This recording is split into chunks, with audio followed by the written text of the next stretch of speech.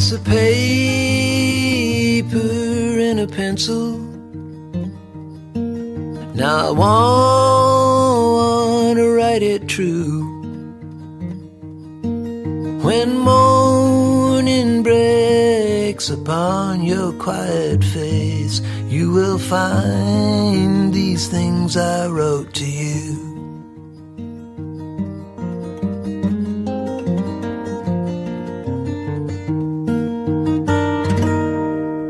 Hello, and welcome to the Rossaround Backstage podcast, talking with artists, technicians, musicians, producers, directors, and all the interesting and talented people that make it all happen for you.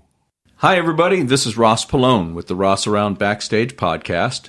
I'm here today in Boston, and I'm with Roly Salley, and he is the bass player in the Silvertone Band, which is the backup band for the Chris Isaak show. And Roly is a bass player, a singer, a songwriter, and he is also a watercolor painter, which I didn't know until a couple minutes ago, so I'm looking forward to hearing that story. And Roly's been around this business a long time, most of it with Chris Isaak, and Roly's going to tell us his story. So let's get to it, Roly. Tell me, how'd you get into this business?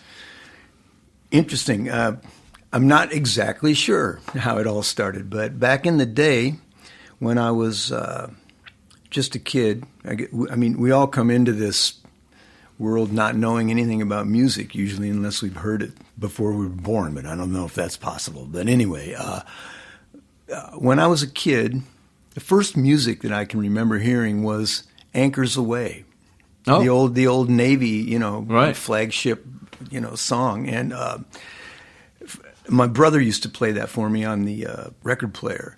And he used to love to play it for me because it would always make me cry. Really? Made you cry? For some reason, all those brash, hard, heavy, aggressive horns blowing in your face. Somehow it just put me like in a terror.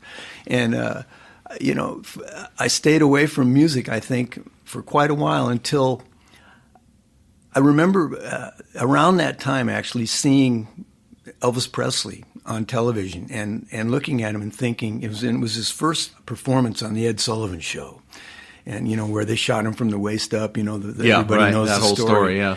And I remember thinking, and I think I was pretty little at the time, but I remember thinking, now that's interesting, but I'm not sure I'm buying it exactly. And maybe within a year or so later, listened to the radio and everything, Chuck Berry came along with Maybelline, and there was no video or television shows with him on it that I knew of, but I heard that and I thought, now this guy is nailing something that nobody's nailed. And since that day, I mean, really, from probably I was 5 years old, Chuck Berry has been my king of rock and roll. Well, he was definitely unique for those times. He was unique. Unique. Nothing else like it. Yeah. I mean, it is rock and roll, but it's R&B, pretty much from my perspective. Yeah. Anyway. Well, it was kind of a mix-up of those two things back then a lot. And plus he wrote. I later found out, of course, that he wrote and played and sang all of his songs. So he was my guy. I mean, not to denigrate the king, the other king, but sure. Chuck for me was the guy. And so that inspired you to start playing? Well, I used to get a really good feeling when I'd hear his music, but I was little, so I never dreamed that I was going to ever, be part of any kind of musical endeavor. But in the town I grew up in was a small town in the Midwest. It was in the middle of a cornfield, which was in the middle of a bigger cornfield, and so forth, concentric cornfields. Where was that? Outside of Chicago, about 100 miles over towards the Mississippi River. Oh, okay. We used to do all kinds of things when I was little. One of the things we do in the summertime is we had a little contest to see who could catch a rabbit. Oh. And a rabbit would hop out of a bush somewhere, and we'd try to run it down and try to, catch it, see if we could pick it up and pet it, and then let it go. That's not an easy feat. No. That took a lot of juvenile energy, but it was accomplished once or twice.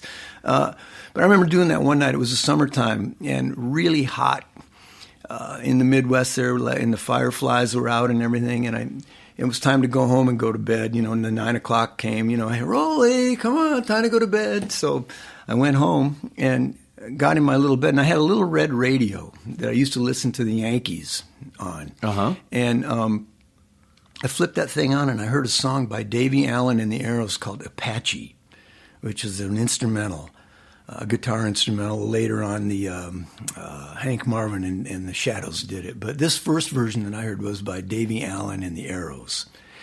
And it nailed me to the wall.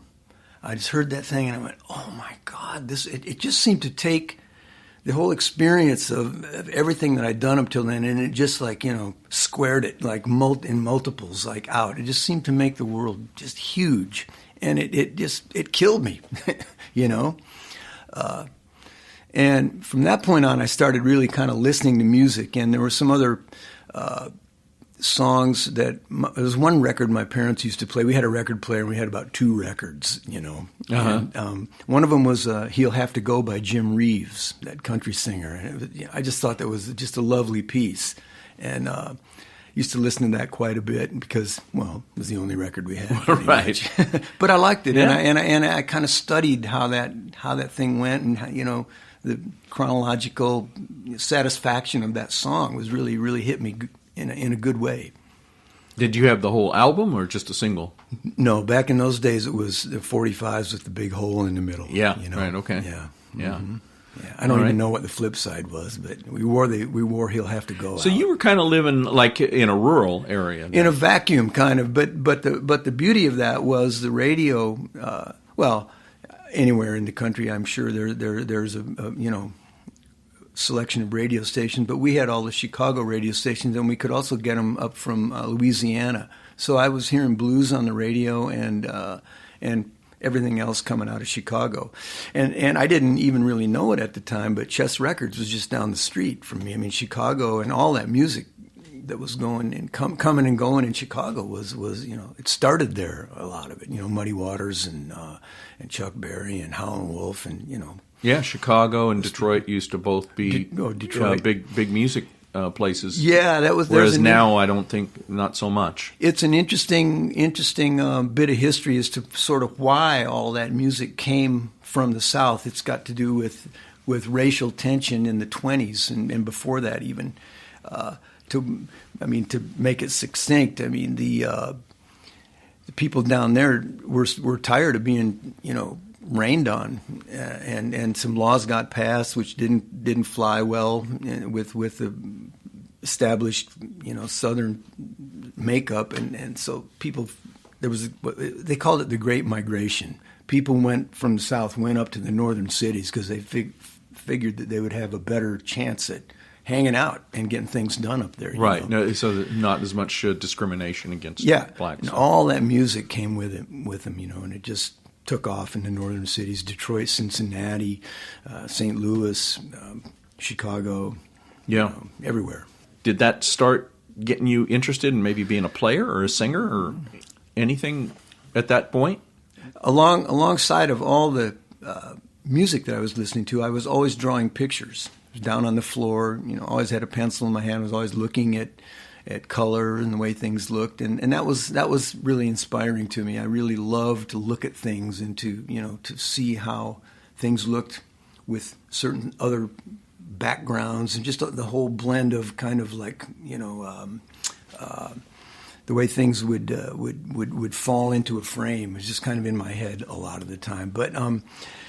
Somehow, and I'm not sure how I did it, maybe it was connected to the rabbit chasing and running around and everything. I became a long-distance runner in high school, and was doing pretty well, actually. And I went right through high school just not really thinking too much about music or doing anything with music, not really knowing what I was going to do. Finally, when I got to this, it was the year between my junior and my senior year in high school. I needed to get a job, so I was working on a golf course. Of course, back in those days, when you were 15, you'd grab a pack of smokes, if you could. Like you'd go down to the shop behind your folks' back or whatever and grab a pack of smokes, and you'd kind of sequester them off and have the odd smoke and look like a tough guy. So, one of the rules on our track team was there was no smoking. Well, that makes sense, right? Yeah. But I didn't think that necessarily that extended to the summer months. So I was working on this golf course, and there was another kid from another school who was also working on the golf course, and I pulled him in one time. I said, hey, let's me and you go out in the back and have a smoke. So we did. Turns out this kid went back to his school and told his coach in the fall that we'd smoked cigarettes, and his coach told my coach. So when September came around and we got into school and the track season started, and I showed up for the first track meet, coach goes, hey, I want to talk to you, and you can come into my office. So we walk in, he goes, were you smoking cigarettes over the summer? And I said, oh, no, wasn't doing that. He goes, well, we kind of have word that you did, and here's how we got it. And I said, okay, well, you busted me. Now, at this particular point, the Beatles and the Rolling Stones and all those English bands had kind of come out of nowhere and they'd swept the country. And so we were all kind of like wanting to look, a little bit like that. Sure. We wanted to break out of this old school of thinking and looking. So I had long hair, which also did not fly with the coaches didn't like that back then. No, they didn't. So he gave me an ultimatum. He said, look, I could kick you off the team right now for smoking, or you can show up for the first track meet with a crew cut. And it was just a clear cut line in the sand, And I said, well. Basically, I said, fuck you. Right. I said, I'm not cutting my hair. And he said, well, you will. I said, no, I won't. And I didn't. And he actually did kick me off the team, which was bold because not to blow the horn or anything, but I actually was like the number one runner on the school. And, I've later thought back that I wasn't really running to win. I might have been more like running just to get away. Yeah. Yeah. Right. By that time, I had mown lawns and things, and I had a little bit of money, and I'd bought a guitar. I had this little old guitar, and I was kind of like fooling around with it in my room, and I kind of wanted to have a band. I was thinking about it. Did you buy an acoustic first? It was an acoustic, and Archtop was an airline from Montgomery Wards, I remember. Oh, it was wow. just a total piece of trash, but God, did I think it was beautiful. Oh, yeah. Oh, my God. And I slept with it, And my cousin was a piano player. And then I had another second cousin a little bit further out. He was a drummer, and we knew a pretty good guitar player. And we just started talking, wouldn't it be cool if we could get together and maybe have a band? So we decided to do it. And to do it, we said, well, what instruments would be in a four-piece band? Well, bass, drums, guitar, and piano. So we got all those instruments in the basement of my parents' house. We said, well, what do you want to play? Well, he said, well, I'm the guitar player, the guy said. So he had the guitar already. And by the time I got around to trying to figure out what I wanted to play, the only thing laying on the floor was the bass. Where'd the bass come from? It was, well, we borrowed it from somebody at the time. Okay. It was just borrowed stuff. We got together just to see if we could do it, Right. And so we got together and we kind of got through whatever songs we were thinking that we might want to try. And we got through one or two of them, and it was enough to be sort of encouraging. So then we kind of started thinking, well, let's see if we can actually have a practice, So somehow I don't even remember how this bass came to me, but it was a Hagstrom. Remember the old Hagstrom basses? That name sounds familiar. Well, I think it was a Swedish company, and they made bass. And the reason everybody said, "Oh, you got to get a hold of a Hagstrom," is because the neck was tiny on this thing. It was just a minuscule little tiny neck, and I got it, and I never liked it. I just kind of hated it. Somehow I ended up trading that off, and I got a Fender Precision, which fit me like a glove, and. You and millions of other bass players. Yeah, millions of others. Boy, that bass is, still the bass. Oh yeah. But I didn't have an amp. Now at the time, the fact that I had come to that crossroads or that Y, in the road, that fork in the road, my parents were pretty dismayed. They were like, this is never going to work. What you really need to be doing is going into the Army and, coming out and getting a real job. Were you out of school at this time? No, I'm still, okay. This was. But you must be getting up there into junior or senior year. This was the beginning of my senior year within days of being kicked off the track team, you see. Right, okay. The Your coach, parents thought you were just going down oh, to man, hell. I was heading way south, Yeah. And he's got long hair. Yeah. He quit the track team. Yeah. Yeah, he's joining a band. We're oh losing my God. him.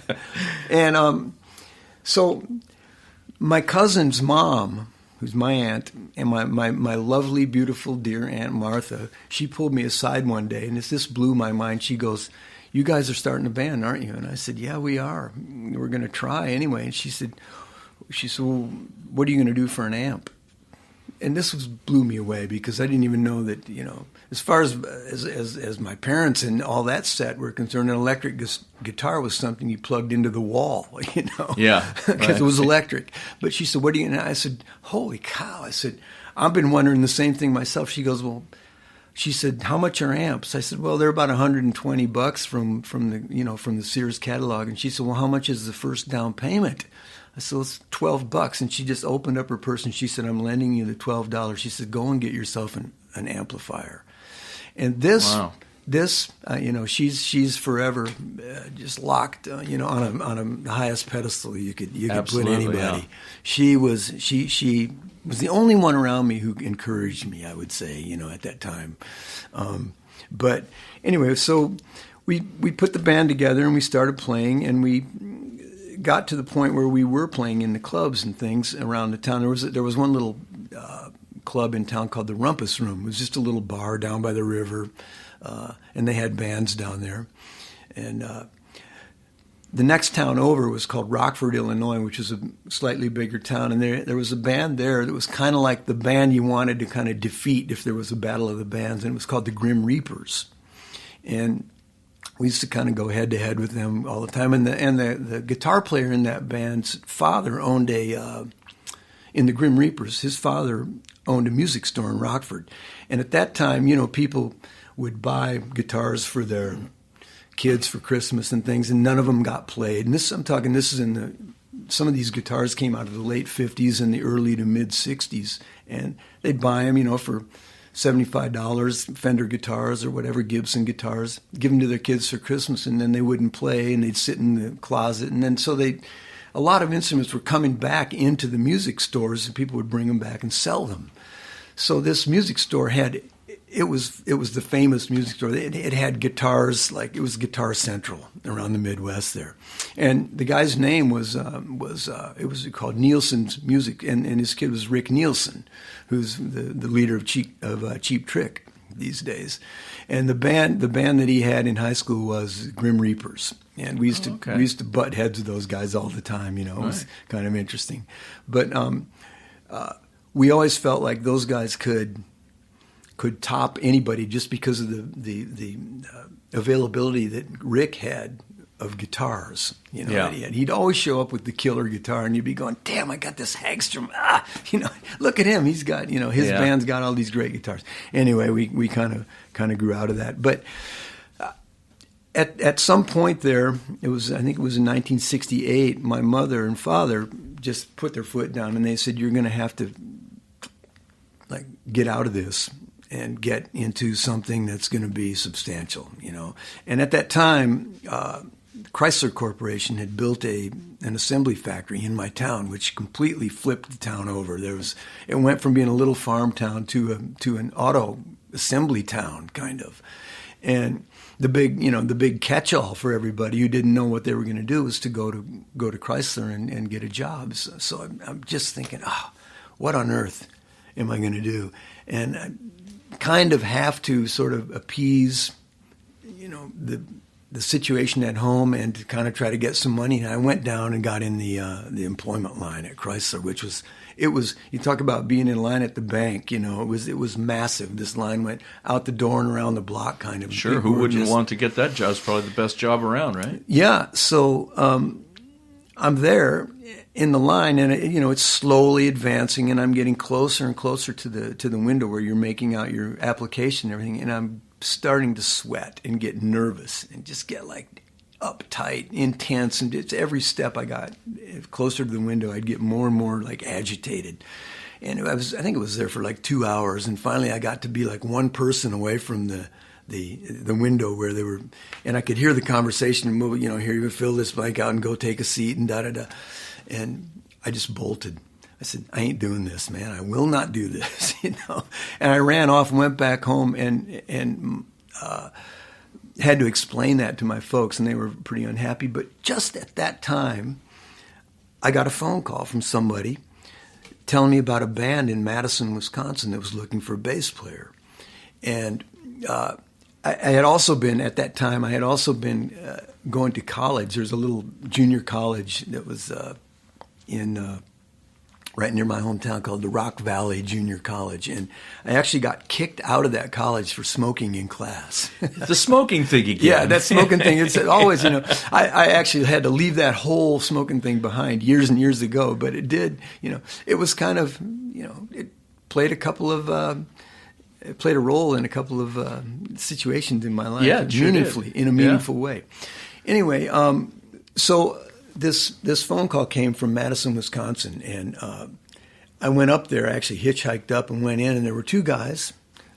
Jack Lee was the keyboard and guitar player, and a guy named Russell Mackus was the drummer. And it was going to be a trio. They were looking for the bass player. We started playing in this little dingy little basement, and it just worked out really well. And it's a rock and roll band? It was a rock and roll band. And the cool thing about that band, and this has been true of every band that I've been in since then, is that we never played any covers. I started out literally writing and performing original material, and I've done it for 50 years. I've never been in a cover band. That's a new one. It's an interesting slant, I guess, in some ways, because you would certainly try to learn, and that's actually how I did learn a bit of bass playing, was through listening to the radio and all the stuff that was on the radio. But I never actually was in a cover band. That's very unusual.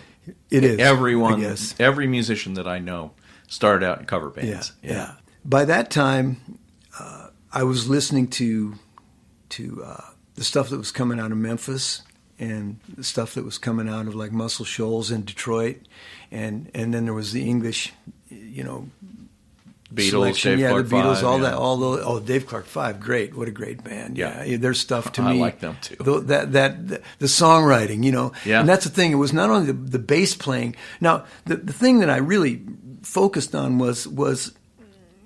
And it's been a constant quest for my whole life, was to play with a drummer that I was in sync with, and that we could play together, and a drummer who played like I thought a drummer should play, and vice versa, like a drummer who thought that I played like the kind of bass that was appropriate for whatever music we were doing.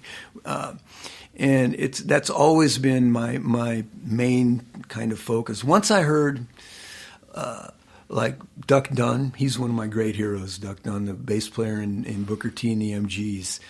You can hear him everywhere on all of Otis Redding's stuff. They backed up Albert King a lot, and all the stuff that came out of that Saxvolt studio with Duck on bass is just to me, it's like it's really amazing, the greatest. And of course James Jamerson, everybody knows who he is. You do, sure, yeah, of course. His thing was interesting. I've known people who've known him, and he would pull people aside at some point and say, "Hey, I invented the moving bass line," which I thought was kind of interesting, Mm-hmm.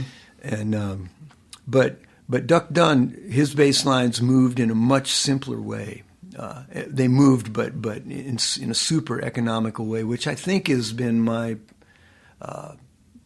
intention, for bass playing all along, is to try to get as much out of as little as it possibly can. Right. Now, don't play too much, right? Yeah, and usually, and to stay out of the way of the singer, like the melody, and paying close attention to what the melody is, and try not to hit a discordant note against the melody. Sure. No note sometimes is better than a note. Right. Now, during all this time, did you ever take any lessons? I never took any lessons, but the thing that I did is I studied the major scale. Which, if that scale, to my way of thinking, is where everything can be found. Like, because if you take, like, let's say a C scale, you know, and I mean, some people who may not know music will be surprised to see that if you take the musical notes in succession, they just go A, B, C, D, E, F, G, A. It's right down the alphabetical line. But if you take a C scale and play that, and then the second note in the C scale is D. And if you start the scale on D and follow up with the same notes that are in the C scale and go all the way past C and up to D again, you've got a minor scale. So this is what I'm getting at is there's music theory, and pretty basic music theory inherent in any major scale. And if you start on any note in the scale and play an 8-note scale from that, you'll hit all the other notes, but each note can be the origination or the tonic note of a chord. So if, like in C, you'll have a C major, then a D minor, then an E minor, then an F major, then a G major, and then you'll have the next one is, then you have an A minor, right?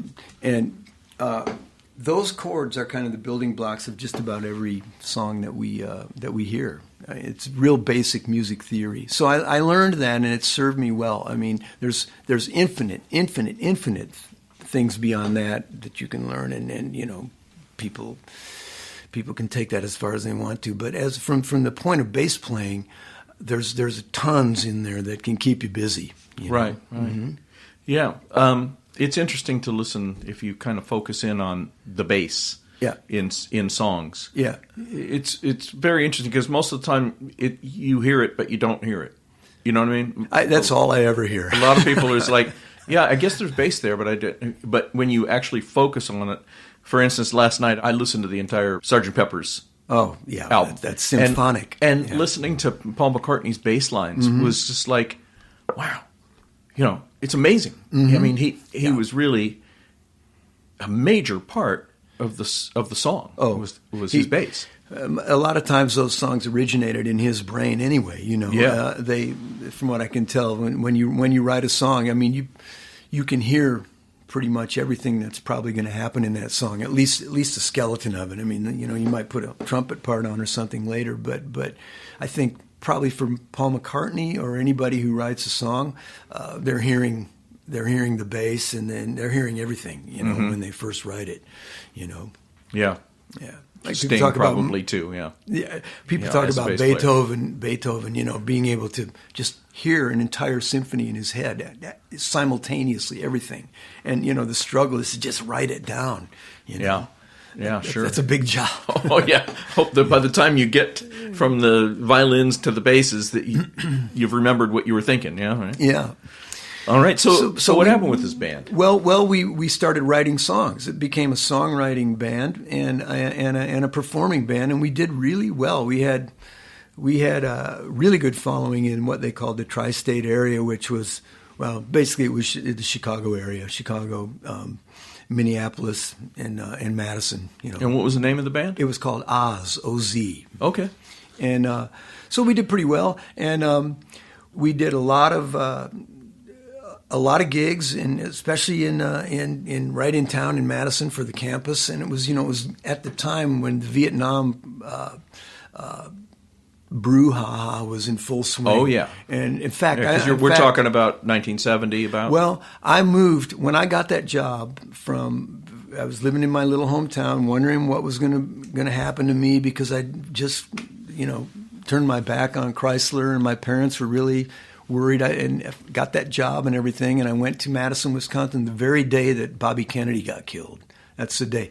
Now that would have been like throwing a firecracker into a beehive up in Madison, because that town went berserk. When I walked into that town, it was war between two different, ideologies about the war in Vietnam. The students were just flat out like, okay, now we've lost the guy who could have been president and maybe could have done something about this war, and then the other people were going, no, we're we're not, we're glad he's gone and he's out of the way now. We can proceed with the war. And it was just that, it was intense. I mean, people were getting the whole country beat up. was like that, really. I guess the whole time. country, yeah, it really was. Yeah. There were some hot spots. I think Berkeley was one, Madison, sure. Wisconsin was one, Ann Arbor, Michigan was one, or Kent State. Sorry, Kent State. Of course. And in the East as well, I think maybe New York. But boy, it was on fire. Yeah, absolutely. We're both the same age, so we can relate to that. Everything that was going on at that time. So we played. We played a lot of towns out around Madison, and probably there were 3 gigs that I remember that were particularly memorable, where we opened for Jimi Hendrix, which is nice. Really interesting. Yeah, I'll bet. Really interesting. That's classic. It was classic, and I got to see him close up. He didn't live a lot longer after that, but he was unbelievable at that time. It was the biggest crowd that this band that I was in had ever played for. I can imagine. Probably like 30,000 people the first night at this little Coliseum that was in Madison, and then we went over to Milwaukee and played a gig, and we went up to Minneapolis to play a show. And we had this part in our show where the way it was set up was Hendrix's stuff was set up on stage, and then there was a curtain, and ours was set up in front of the curtain so that when we finished our set, they'd just clear our stuff and then raise the curtain, and his stuff would be sitting there ready to go, right? Right. So we had this part in our show where it was a song that it started out on the acoustic guitar. So we were a 3-piece band, kind of a power trio. So this song started on the acoustic guitar, and our guitar player was out in front kind of on a stool doing a folk kind of approach. And then it kind of swelled and grew and sort of lifted into the band came in, and it ended up in a big number. It's like kind of like our tour de force number.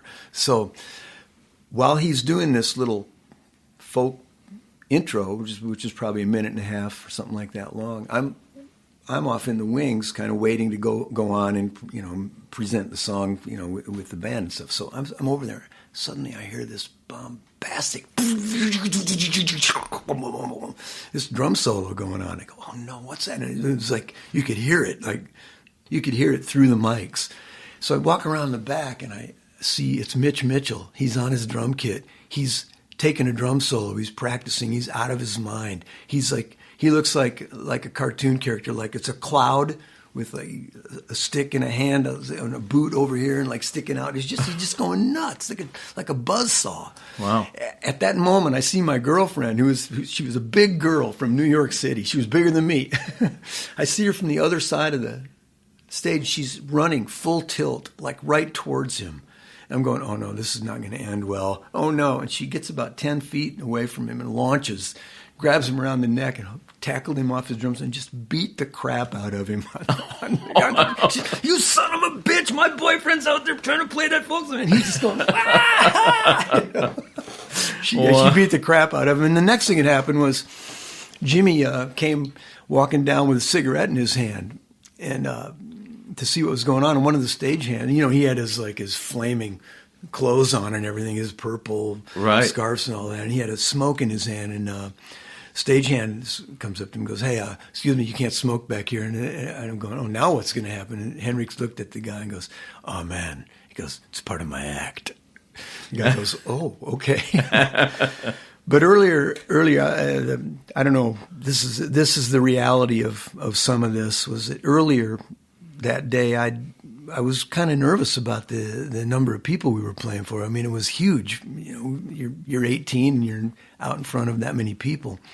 And so I took a walk up around. There was a Coliseum was shaped kind of like a big umbrella, and there was levels. It was kind of like a miniature. Well, it was like a hockey rink or something. Yeah, those basketball arena or something. So there was a ring of dressing rooms around the upper level of this thing, which is where the people would, the players or whoever would get ready for their gigs or their games or whatever. So I just decided to take a walk and try to release a little bit of the tension. So I'm walking around this circular top of this place, and there's dressing rooms on the outside of it. So like off to my right, I'm passing a dressing room every like 30 feet or so, and the doors were all open, and they were those dressing rooms where they're lined with mirrors, and each mirror's got like super bright light bulbs around the mirror, right? And I'm just one after the other. I'm going, oh, you know, the light's hitting me, and I pass one, and out of the corner of my eye, I see this big red thing. And I look in, and it's Jimmy, and he's sitting on a chair with his foot up. He's up on the back of the chair, actually, and he's got his foot up on the countertop of the thing, sleeve rolled up, scarf around his arm, and a needle in his arm. Right in his arm, and he looks up at me, he goes, oh, man. He goes, and he pulled the needle out, and he held it up like this, like, he goes, you want to hit? Oh, my God. I go, oh, my God. You know, it just blew me out the window. I just said, no, man, I can't. I got to go to work, Jimmy. Sorry, you know.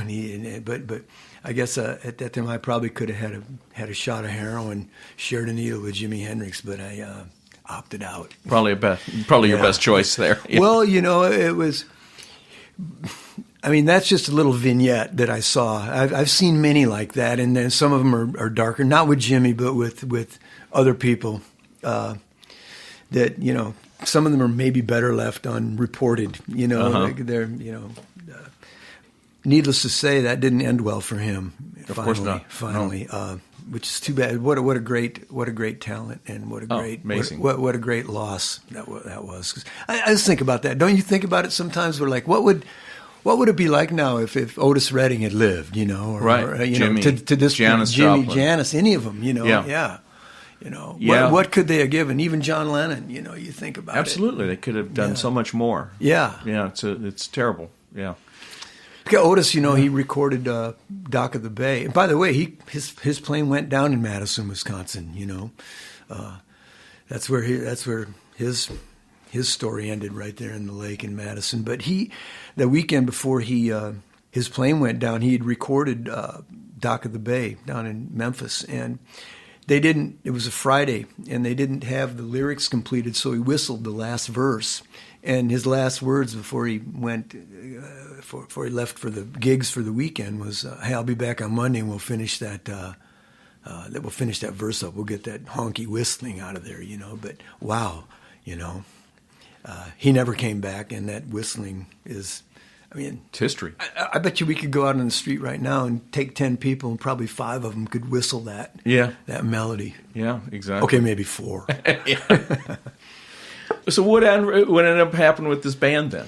Well, so at one point we were looking to starting to think about branching out from Madison, and we went down to Nashville because we had a good friend from Madison named Tracy Nelson, the singer.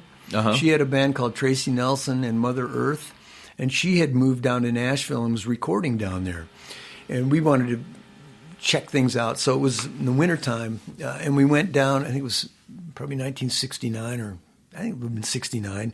We went down to visit her in the studio, and she was making an album. And we walked in. The first thing somebody said to me was, "Hi." You know, we all went in, and everybody was there. They were right in the middle of cutting, and said, "Here, this is Scotty. He's the engineer." And it was Scotty Moore, you know, from Elvis's band. Oh, yeah, and he was running the board in there. This would have been right around the time that the Comeback Special they'd filmed that Elvis thing, you know. Right. We're in there, and I'm watching them cut a song, and then I decided, well, this is a pretty big studio. I'm just going to go look around. So I went down the hallway, and there was another band doing some work in another room in the studio, and I went in, and there was 2 guys in there, looked like they were cutting, and one of them, they took a break or something, and one of them came out, and we started talking, and it was a couple of brothers from New York called Happy and Artie Traum, and they were folk musicians from New York City, from the Bronx and Brooklyn, and they had moved up to Woodstock, New York, I found out later. And I particularly started talking to Artie, who was really friendly. Happy was busy doing something, and we kind of touched bases, and that became significant later on, that meeting, which I'll tell you about in a little while. But we went back up to, we finished our visit with Tracy. All was great. We liked Nashville. We weren't sure what we were going to do. Went back up there. Then we played for a few more years, a couple more years, maybe a year later, we disbanded. Actually the guitar player from the band decided he wanted to go to Nashville on his own, which was fine. I mean, that was, we'd done a lot, and it's never easy when your band breaks up, but now you were making a living with this band. I was making a living, if you could call it a living. Right, desperate living, but a living. Yeah, I remember one Thanksgiving when everybody had gone away for back home for Thanksgiving, all the students and everything, and I had 10 cents. So I went down to the grocery store and bought some popcorn, because 10 cents of popcorn could turn into a barrel of food, once it was popped. Fill you up anyway. Yeah. But now the Steve Miller Band was kind of from Madison, Wisconsin as well. There was Steve and Boz Skaggs, and there's a guy named Tim Davis on drums, and Lonnie Turner was the bass player. They were kind of in the middle of a changing personnel or something. So I started a band with Tim Davis, the drummer from that band, and we started playing around a little bit. And our manager was a guy named Ken Adamany. He was an organ player, and we had a guitar player. So we were like a 4-piece combo, and we were playing different places. And Ken also put shows on. He was a promoter, and he had actually put on the Otis Redding show that didn't happen that time. He brought in Chuck Berry to play a gig, and Chuck, of course, traveled without a band, so we backed up Chuck Berry on this one show, which for me was a pivotal moment. Yeah, in that was my big life. for you, right? Yeah. Because the gig was in Stevens Point, Wisconsin, which was an offshoot of one of the universities in Wisconsin, and the gig was in a basketball auditorium, and the way it worked is, Chuck never rehearsed. He never even came. You'd never even meet Chuck until you got on stage with him. And so, we didn't know anything about what his set list was going to be or anything. But having known that I was going to play with Chuck, I was like ecstatic, because like I told you, he was my guy. I knew everything. I knew all of his songs and everything. And I was just so excited to be able to back him up. And we get out on stage, and we still hadn't met him. And we'd done our sound check. We'd set up. It was concert time. We walk out, and the deal was we were going to play a couple songs, and then Chuck was going to come on. So we get out on stage, and the place is completely jammed with people. It's sold out. There's, a couple thousand people there. No Chuck. He's nowhere to be seen. We play our couple songs. We're out of songs. Now we don't know what to do. We're thinking, should we play these 2 songs again? And still Chuck is not there. And the crowd's now beginning to get anxious, and they're starting to stomp their feet and scream, "We want Chuck," all this. I'm thinking, now what? All of a sudden, Chuck comes out, and the deal was that he wasn't going to take the stage until he got paid in cash. That's what the holdup was. I've heard that story many times. And he walked out. Oh. There was an amp on stage that was set up for him, and he walked out with his guitar in one hand and a paper bag in the other hand, and he stuck that paper bag in the back of his amp, and assuming for certain that would have been cash in that bag. Once he put that cash in the amp, you knew that you probably should not go near that amplifier, right? Because he had eyes in the back of his head. But so he walks out, and I lay eyes on him, and he's massive. I'm just like, this is like, he's like, I'm going, holy, and he had on a black leather trench coat and his guitar, right? And he sticks the money in the back of the amp, and he goes, "Bass player, come here." And I go, "Me?" I'm the bass player. So he goes, "Come here, man." And the crowd's like just going crazy. This is like roaring. And he goes, "Come here." And he throws his trench coat over both of our heads. It's kind of like, and now I'm like in this little tiny tent with Chuck Berry, and he's got his guitar neck out in front of me, and he goes, "Look it." He goes, "This is what I want you to play on every song." And I looked down at his hand, and his thumb on the back of the neck. It was so big, it looked like a television set. It's like his thumbnail was like I could almost watch TV if that had been a TV. That's how his hands are huge. Huh. And he goes, "Check this out."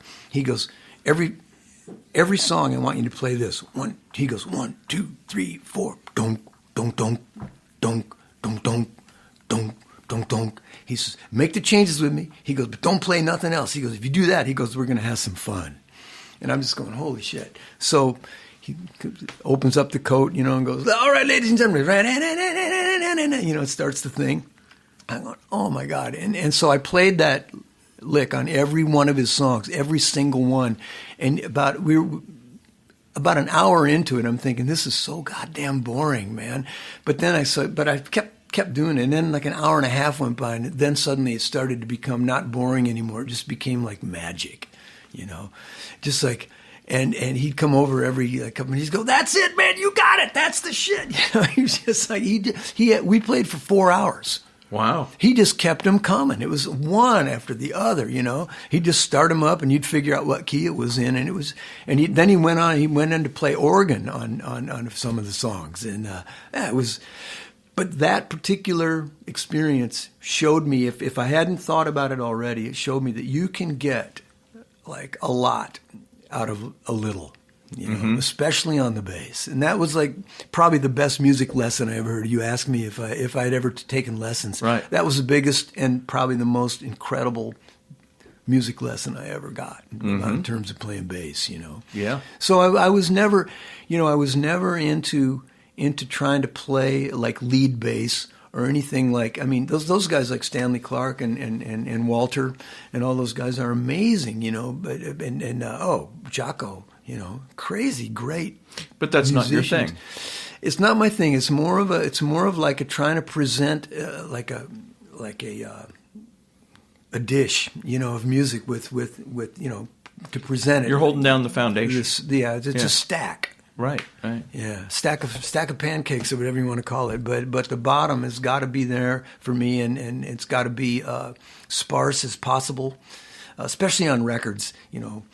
I learned that if I learned it in spades that night from Chuck Berry directly, which is really grateful for that. And I've had my eye on Chuck Berry my whole career. It's amazing that here's your hero when you were a child. Like one of the only records you even owned, and then you end up getting to play for him. Yeah, it was. That's huge. It was huge. It was huge. Hanging out, the contacts I had with Ike and Tina, or Jimi Hendrix or anybody, kind of pale for me. You had contact with Ike and Tina Turner? I did, and that's one of those. We go into that story? I didn't play with him, but that band that I was telling you about opened for him, and I don't know if it's a pretty dark story. You want to hear it?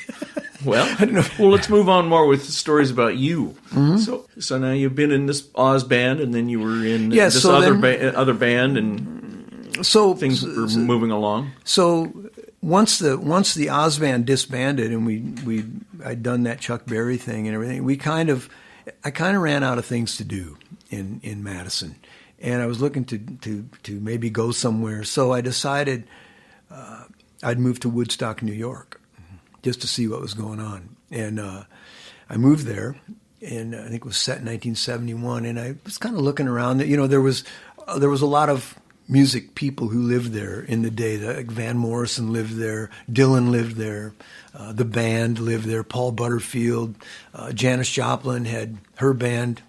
She'd passed at that point, but her band was there. There were a lot of people in town there. I just thought, I'm going to go there and just check it out. And when I got there, it was funny because I realized that I may have made a mistake on account of the fact that all those bands were fixed already. They were like the Paul Butterfield Blues Band. He had his band. The band. What did you think you were going to join the band or something? Or get a gig with any of those people? And Van had his group, and there wasn't really a lot to do in that echelon. There were other little things you could do, but I sort of started thinking that I'm not probably going to get a lot of work here. I mean, it's great to hang out with all these people and to know them and everything, but from a work standpoint, it wasn't panning out. And I was kind of walking down the street one day, and I heard somebody go, "Roly?" And I look over, and it's Artie Traum, the guy that I'd met in Nashville. in the studio when we'd gone down to hang out with Tracy Nelson. He goes, "What are you doing here?" I said, "Well, I live here." He goes, "Well, so do I," And he said, "My brother and I are looking for a bass player." Huh, and it's just one of those pieces of luck. I got to say, in my career and probably in many people's careers, luck has played a big part of it. It does, and it's kind of being at the right place at the right time. And it just a crossing of two people and one little particular point on the map and one particular day, and boom, you're off and running, Yeah. in some way or other. And I consider that to be really lucky because those two guys, first of all, they were in the Village in New York City from day one when, people like Cisco Houston and Woody Guthrie and those people and Pete Seeger started out down in the Village in New York and that big folk movement. And they remember when everybody came to town. There's stories of Dylan first walking into town and they became friends. And there's just a million stories. So they were kind of, for me, they were almost historians, like musical historians from the folk angle of things. And I think they liked me because I could play country and I kind of play. They thought I was a country bass player, and then their stuff was kind of country folkish, kind of leaning towards that genre. And we got along well. We traveled a lot together, Happy and Artie and me, and we started a little band, or they rounded out the band with some other musicians. It was a lot of fun. We went to Europe. Name of that band? It was just called the Happy and Artie Traum. Okay. Yeah. So it was their band. Mm-hmm. Yeah.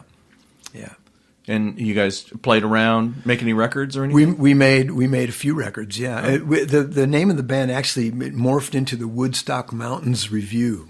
Uh-huh. And let's see who was in that. John Sebastian was in it from the Spoonful. Mm-hmm. Happy and Artie, Eric Anderson, folk singer, was in it. Bill Keith, the banjo player. Jim Rooney, Pat Alger, myself. I hope I'm not leaving anybody out. It kind of had some sliding members, but sure. But that's pretty much the core of that band. And we did make several records. Woodstock Mountains Review.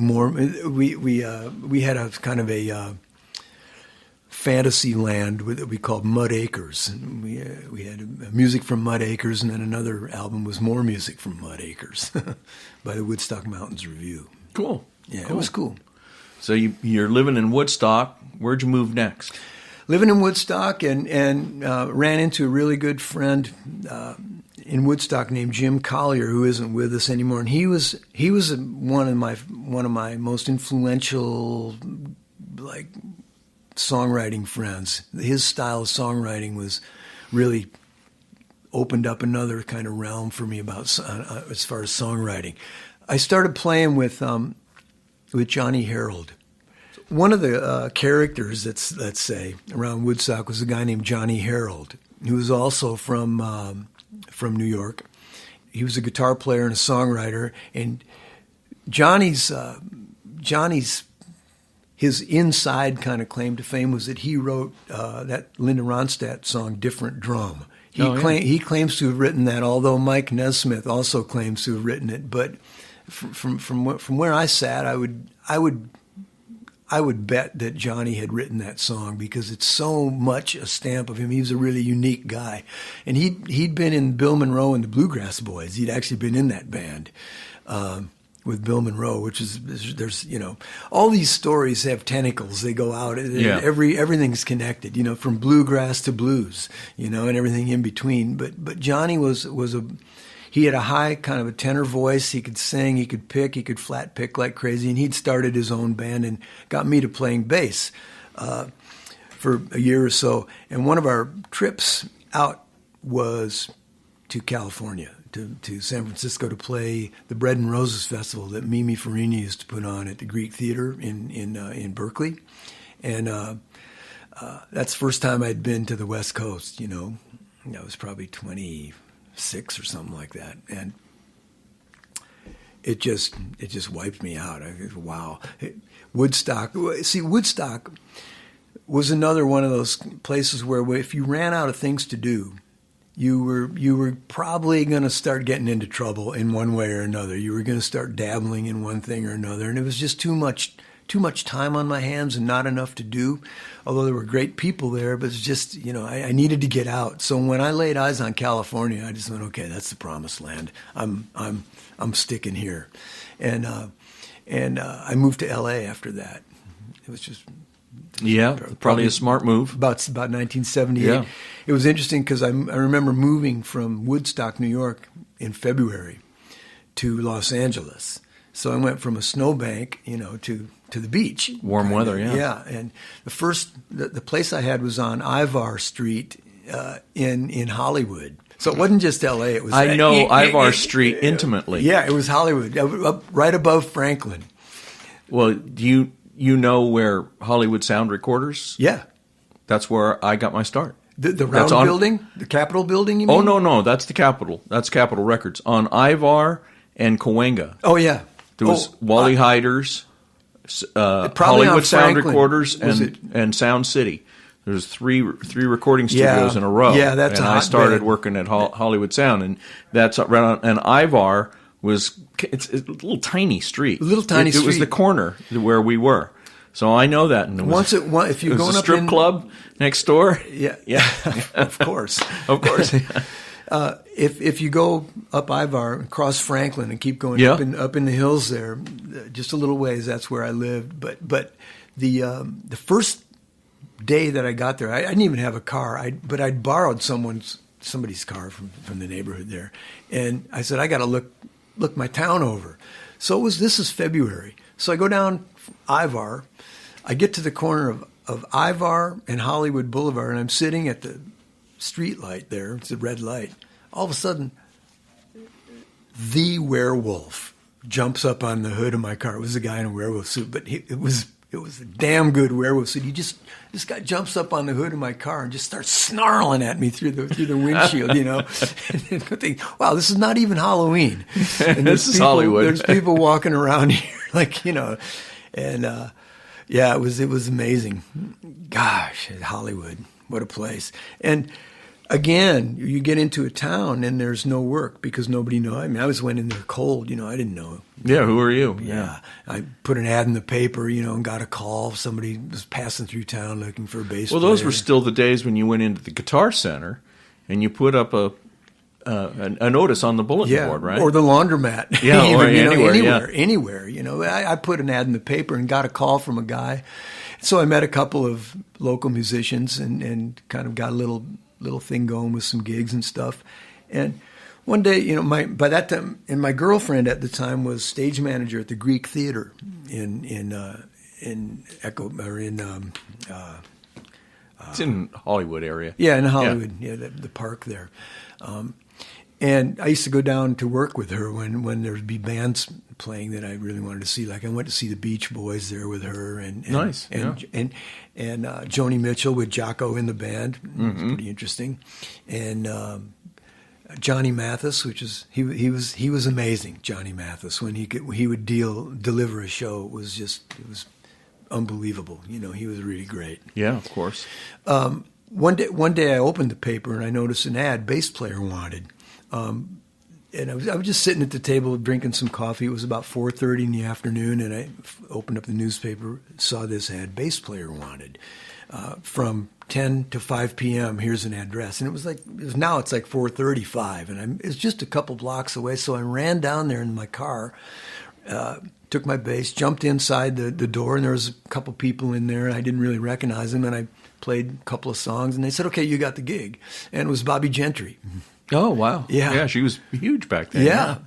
And she was married to Jim Stafford at the time. Uh-huh. And so I got that gig, and I had been playing with kind of a esoteric bluegrass band at the time, and they asked me once did I know a fiddle player and a dobro player and a banjo player? And I said, yeah, my whole band. So we were able to shift my whole band into position. They just hired the entire band. We went to Las Vegas for a month.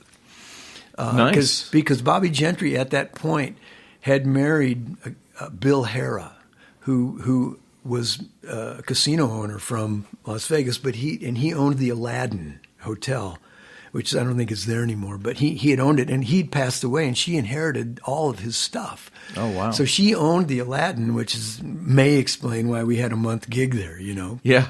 And I remember the night when we went in, Kitty Wells was there finishing up her last 2 nights of her engagement there. We got to watch her from the wings, which is pretty interesting. She's one of the old greats, of country music. Just to be able to, that's the beautiful thing about this work, is that you come into contact with people who are like, they seem like they're just so far, they're just in another world, but you get to meet them and watch them work. It's just great, Mm-hmm. Love that. But and a case in point is, with Bobby, like, when we were rehearsing, like, she had this little tiny Martin guitar. It looked like it was maybe 3/4 size, little mahogany Martin guitar, and it had these black strings on it. And the big song at the time was, she had a couple of them, but the Ode to Billy Joe was her big massive. tune. Yeah. And she'd start that song, boom, chunk, chunk, chunk, chunk, chunk, chunk, and it just sounded exactly like the record, because she's the one who played it on the record. And so one night we used to go down to her dressing room after the show. She'd go, "Hey, come on down, let's sit around and play." And we'd sit on the rug, and she'd have a pair of blue jeans on, and we'd do like Gene Autry songs and stuff, and it was just great, sitting around on the carpet with her. But I asked her, I said, "Man, that guitar, that sounds exactly like the record." She said, "Well, yeah, this is the guitar that I made the Ode to Billy Joe with," and she said, "In fact, these are the same strings that are on it." Was it a nylon string? Yep, nylon strings. Yeah, You say black strings. Black nylon strings. Had to be, yeah. And I later found out that that song went on her album as an afterthought. They ran out of songs when she made that record, and she wanted to put it on there, and they kind of said, "Well, let's save it, but maybe something better will come along." And it got on the record, and good thing it did. History, bears that one out. Oh, it's a huge hit. Yeah. So so how long did you play with Bobby Gentry? About a year, and then she and Jim split up, and the act kind of went, forked off. But by that time, I actually played bluegrass in L.A. With that same band. I think I paid my rent for over a year or two playing bluegrass every night on an upright bass in L.A. Bluegrass was huge in the L.A. area, and so I paid my rent doing that for a while. Then I felt like I wanted to get back to playing blues, so I ran into a guy named Pete Anderson, who's a guitar player, and we started a band called the Blue Monkeys. And I was living by this time in Santa Monica. I'd moved out of Hollywood and the craziness there, and I went over to Santa Monica and got a place. And so we would play 4, 5, 6 nights a week, any place we could with our blues band. It was called the Blue Monkeys, and we'd this is a usual bar thing where you do 4 sets a night and stuff. Yeah. And our biggest problem at that time was trying to find a drummer who could, hold the gig, just period, hold the gig. We seemed, for some reason, we ran across a string of drummers who were at the very least wild. They'd show up like late, or if at all, or they'd be hammered or whatever, this and that and the other thing. That's usually the guitar players that are like that. Yeah. So one night we're playing, and our drummer had decided he was going to show up for the second set. And so we kind of like, the club owner was leaning on us. "Come on, you guys, you got to start." And it was just getting pretty uncomfortable. So we played we played a set or two, and Pete comes over to me at one of our breaks, and he goes, "Who's that guy over at that table over there?" And there was somebody sitting there, and I said, I don't know who it is." He goes, "I think that's Jim Gordon." And I looked, and it was Jim Gordon. Now, if anyone who doesn't know who Jim Gordon was, he was part of the Wrecking Crew, a drummer. Mm-hmm. And he played, they got him out of high school to play the drum track on These Boots Are Made for Walking, the Nancy Sinatra thing. Sure. So he'd been in the L.A. recording world since he was a teenager, and by this time he's 35 years old or whatever, and he played with everybody from, he was the drummer in Derek and the Dominoes, and he played that whole long piano thing on the back too. He could play piano. Wow. He was a great musician and a great drummer, and we think, what the hell is Jim Gordon doing in this little funky bar, and it's called O'Mahony's down in Santa Monica. So we went over and talked to him, sat down and said, hey, what's up? We got a beer, What are you doing here? Oh, he goes, I came down to check you guys out. He goes, how'd you even hear about us? He goes, word gets around and stuff. And so we started talking. We said, listen, man, we're, I don't know if if you were here earlier, but we were having trouble with our drummer, and we were actually looking for, to get another drummer in the band. And you know anybody who might, fit in with our band? He goes, yeah, how about me? We go, what? He goes, yeah, you're kidding, right? He goes, no, I'm serious. He goes, I haven't played for a while. He goes, I kind of been out of the business, but I'd like to get back in. So he joined our band, which was amazing. Now that was, for me, again, it was like one of those lucky kind of things, and it satisfied that need to play with a drummer who could really, really, lay things down in the way that I expected or was hoping to hear it. I mean, this guy was amazing, Mm-hmm. And we had that band for a while. Then something pretty funky happened, but I'll tell you about that in a minute. Meanwhile, I'd gotten a gig with Joan Baez, and so this is kind of. I should have included puzzling, this earlier. Putting it all together. I should have included this earlier, but I got a call from somebody that said Joan Baez is putting a band together to go on the road. So I went down and Joan Baez is putting a band together, and I got a call and went and got the gig. And she had assembled a band. It was a piecemeal band of guys.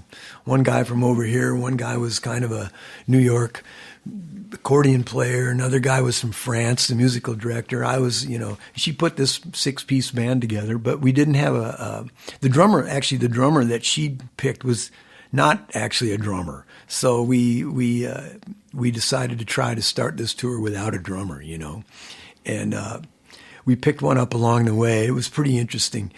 And I don't think Joan was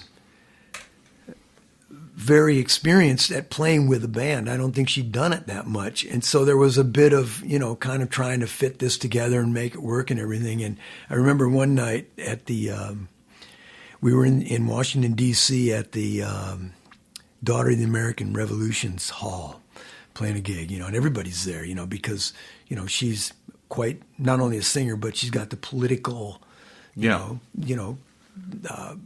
position that she was basically, you could identify her by. And so it's about 10 minutes before we go on, and one of our big songs was the Ave Maria. Now you can picture Joan Baez doing that, right? She's got the voice, and everything. So we did it in D, as I recall, and it was one of those things where there was no sheet music or anything, and everything we did, we learned by heart, so it was recital, basically, that piece especially. Well, it wasn't like playing a song. It was, and it was in D. I just remember so well. And she comes in about 5 minutes or 10 minutes before we were playing this Daughter of the American Revolution gig, and she goes, hey, band, she goes, tonight we're going to do the Ave Maria in D sharp, which she walked out of the room, and everybody's like, just like in a panic, and I'm thinking, oh, what am I going to do now? I've got to transpose everything up a half step. It was pretty easy for me. But the piano player, who was the musical director, he had these arpeggios that would climb up and climb back down and stuff. And the song was really on him, the performance. It was a piano piece. He blanched. He just went, he went like, what am I going to do? I just said, just calm down, focus on it. We'll get through this. So we go out, and she starts that thing somewhere halfway through the set, and we kick it off. It's in D sharp, and piano player starts one arpeggio right in the middle, and he starts it in D sharp, and he's climbing up, and he gets to the top of it, and he morphed over to D, which, as you know, is like the difference between D and D sharp. Though they're only a half step away, it's as far as you can get musically. Yeah. It couldn't get any further than that, sonically, right? So the whole band goes, and Joan's out there singing. She's leaning into the song, and the whole band goes, "Oh my God, he's in D!" So we all switch back to D to try to support him, hoping that Joan will fall into line. Just as we switch to D, he recovers and goes back to D sharp. Oh no. So that goes on for a couple of minutes. And so the band goes, "Oh, no, he's in D sharp." So we go back. Of course, at that moment, he recovers and goes back to D. It crossed back and forth for like what seemed like it. That song was probably a 3-minute song. It seemed like it took 15 hours for that thing. It just kept going like that. It was insane. And the odd thing is that I actually have that on tape. Oh, wow. I used to tape the shows. I had a little cassette player. I'd put it on the amp just for reference. I have that somewhere on tape. I'll have to dig that up. But at the end of the show, she finished the show and she just ran to her dressing room and slammed the door. And backstage in that place, the doors, it's an old hall and the doors are wooden. But for some reason, there's like a 6-inch gap under the door. Like you can almost, if you were 6 inches thick, you could crawl under the door. You know, there's a big gap under the door. So she's in her dressing room. The door's in there, and she sends a word out with the road manager. "I want to see the MD, the music director. Get him in my room right away." So she comes down to our dressing room. We're all going like, "Oh my God, that was like amazing." And the guy says, "Joan wants to see you in her dressing room." And so he goes in there. He's in there for 15 seconds, and we're all like peering out of our door, like looking, what's going to happen?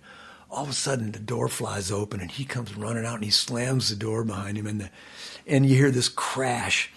And from underneath her door comes like water, shards of broken glass, and like a whole bunch of broken up roses. Like she chucked a whole vase full of roses and water at him, trying to kill him, basically. Yeah. You know, and he's just like sprinting down the hallway, you know, and like, yeah, it didn't work out. That was one of those moments, man, you know. Yeah. Yeah.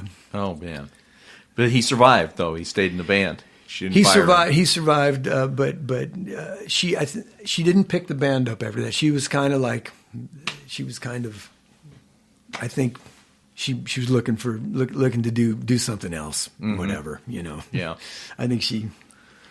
All right, so we jumped from see, where were we before we went to Joan Baez? Now Jim Gordon. Yeah, you were with Jim Gordon. So we have Jim Gordon in the band, and the band suddenly takes on a new kind of musicality that it hadn't had, where Jim was one of those drummers. We played 4 sets a night in little bars for a long time, which is, you know, that's the hammer and anvil of my generation of musicians, is like, how many hours have you actually spent playing music on a stage, you know, at a bar or something, you know? Yeah, it was always 4 or 5 sets a night.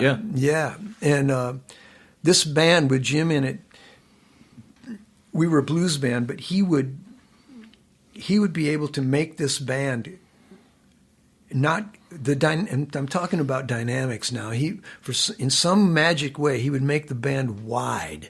Like when a solo would come, he wouldn't get any louder, but I'd just stand like 2 feet away from him and watch in amazement as the band seemed to grow like laterally, just like it spread out like a musical fan, like a peacock, you know. And then when the solo would be over, like the peacock would close its feathers up and it would come back and focus down again. He had this magic touch. It was just amazing. Now, along with that came there was sort of an unsettled vibe in the band that no one could really put their finger on, and it turns out later was coming from Jim, because he was going through some horrible schizophrenic episodes in his mind, and he actually murdered his mother while he was in the band. Wow.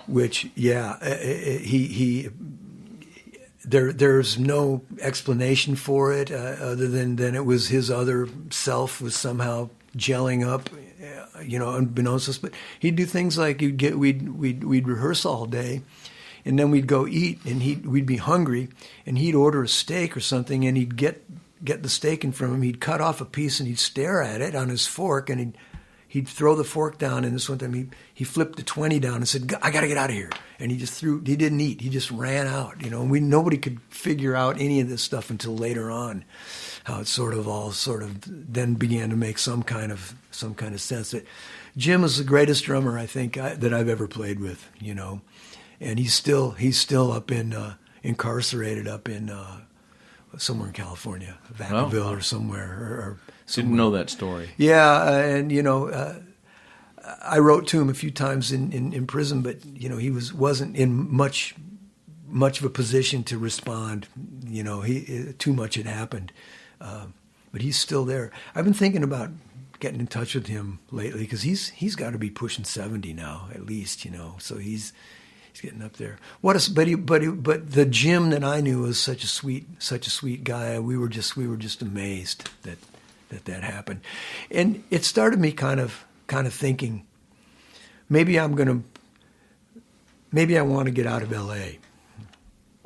And Pete and I were talking about it, and Pete, it's funny, right at that point, Pete, who's, you know, Pete and I were kind of mates, you know, we were, you know.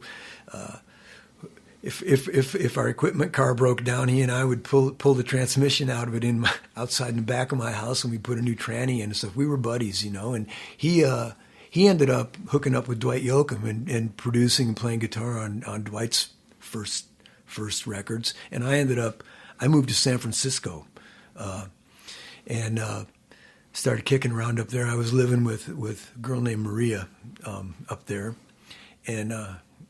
Actually, Maria Moldauer, that singer. Oh, so yeah. we were. I'd known her from Woodstock. We were good friends, and then we kind of became an item, you know.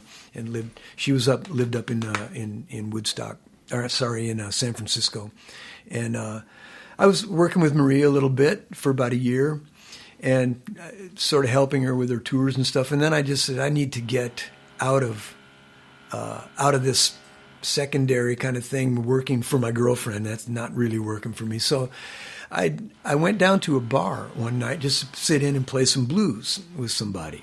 And like a year or so before that, or before I'd moved up, I'd gone through San Francisco playing with a girl named Rosie Flores. And we camped out in San Francisco for a couple of weeks, and I'd gone to a party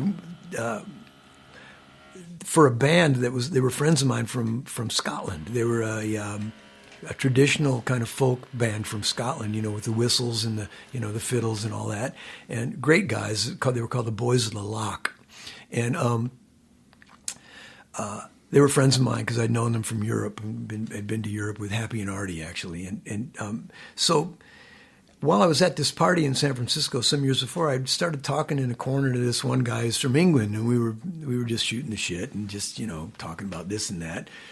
He was a nice enough guy, and I just kind of completely forgot about that. So if you go forward a year, I'm now at Maria's with Maria's band and stuff, and I went down to play this blues gig, and I sat in for a couple songs and got off stage, and this guy comes out of the crowd, "Hey, you're Roly." I go, "Yeah." He goes, "Remember me?" And it was the guy I'd been talking to a couple of years or a year or so earlier at this party. His name was Mark. Mark Plummer was his name. I go, "What are you doing here?" He goes, "Well, you know, I like to keep my eye out on what's going on around town. This is where I live." I said, "Well, I live here too now." And he goes, "You're joking me." He goes, "I've got a band." He goes, "We need a bass player. We've been looking high and low for a bass player." He goes, "I think you'd fit." So he pulls a CD out of his, was it a CD? No, I think it would have been a cassette back at that time. He says, "Take this home and learn these songs and come down to this thing tomorrow at 2:00. So I take it home, and it's the Isaak CD. It's the first record. And I listened to it, and I'm thinking, this is super clean music that's really readable on every level. The guitar, the rhythm tracks, the vocals, the writing, everything about this record is like, it's kind of like, you know, it's blues and it's country kind of mashed together somehow, which was kind of like my forte, you know, at that point. Yeah. And so I went down. I went down to the address the next day. It was down in what they call the bits of town. It was like the docks down along the docks in San Francisco, but they were derelict. Everything was funky down there and just falling apart. And there was a door. There's an address, with a door, and I opened the door, went through, and there was just a big empty room. It had been like, I guess, a bar room, but everything was taken out of it, and there was just paper and crap laying on the floor. I walked all the way through to the backside looking for somebody, and I opened the back door, which is just full of weeds and everything, and there was kind of like a piece of paper that said "down here," and so I went down into the basement of this thing, and the ceiling was only like 5.5 feet tall. It was a muddy dirt floor. There was like water it was mud puddles down there and stuff, and rusted like heaters and shit. It was just stuff laying all over the place. And there was a little room back in there that had a light bulb on. I walk in, and there's Isaak and Kenny, Jimmy Wilsey, who was the original guitar player in Silvertone, and this guy I'd never met before named Eric, an older guy. And it was freezing cold down in there, and we talked for a minute, and I introduced everybody, and I said, "You guys, it's kind of cold down here, isn't it?" And they said, "Yeah, God, we don't know what to do." And I noticed it over laying in a mud puddle was this space heater. It was like an old wire, one of those reflector space heaters. Yeah. And it was laying in a puddle of water. And I said, well, just a second. I went, took it up, dried the thing off, and saw that the plug was frayed or something. So I just kind of cut it and plugged it in and got some heat. And heated that room up, and I think that's why I got the gig, because I fixed this fucking little space heater so we could play some music down. But that's the room that, like, nobody had any. We there was no money, there was nothing, And Eric it turned out to be Eric Jacobson, who produced that record, the first record, and 4 or 5 or 6 records for Chris after that, and he's the producer of all the Love and Spoonful hits from the '60s. He produced all that stuff in New York, and he did a lot of things. One of his other notable was "Spirit in the Sky" by Norman Greenbaum. Oh yeah, that was a great song. So Eric, to my mind, was a key part of this puzzle here, because though he didn't know music theory or he couldn't speak about scales or anything like that. He had an inherent sense of chronology and musical events and drama, and he was, at some point, maybe Chris will tell you the story of how those two guys met, because I don't really know the story, but I've heard Eric's talk to me about it plenty of times, and Eric's story. Boy, you should get Eric in here, man. That would be a really great one.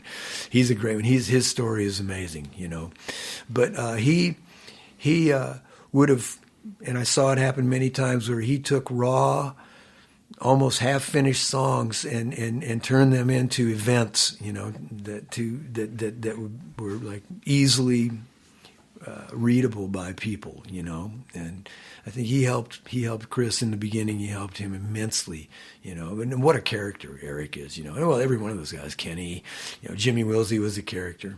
Chris is a character, Yeah, sure. And we started playing, and they said, geez, we tried so many bass players. We looked at every bass player in town, and none of them, first of all, knew our songs when they came in. And if they did know them, they couldn't play them. And I just couldn't figure that out, because to me it seemed like, I could play them left-handed almost. It just seemed like I fit right in right from the start musically. Did you know who Chris Isaak was? Had never heard of him. Never heard of him. Oh, okay.